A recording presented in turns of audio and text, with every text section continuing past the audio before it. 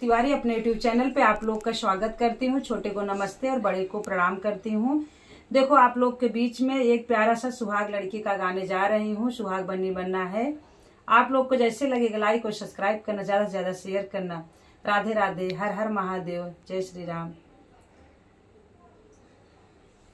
मैं ना जानू दैया, मैं ना जानू दैया, सुहाग कैसा होला।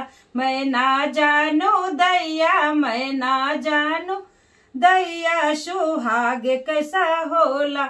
सुहाग सिखल जाई ससुर जी के टोला, सुहाग सिखल जाई ससुर जी के टोला। मैं ना जानू दैया, मैं ना जानू दैया, घूघुट कैसा होला। मैं ना जानू दैया, मैं ना जानू दैया, घूघुट कैसे होला।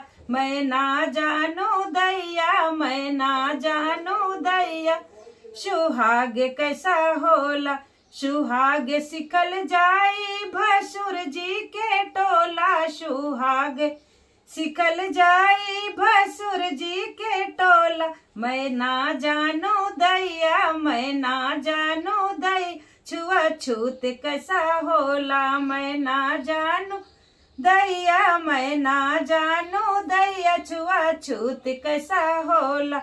मैं ना जानू दैया, मैं ना जानू दैया, सुहाग कैसा होला। सुहाग सिखल जाई देवर जी के टोला, सुहाग सिखल जाई सदेवर जी के टोला। मैं ना जानू दैया, मैं ना जानू दैया, हंसी मजाक कैसा होला। मैं ना जानू दैया, मैं ना जानू दैया, मजाक कैसा होला।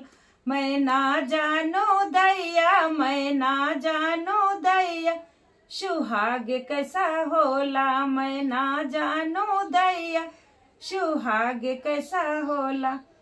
राधे राधे, जय माता दी।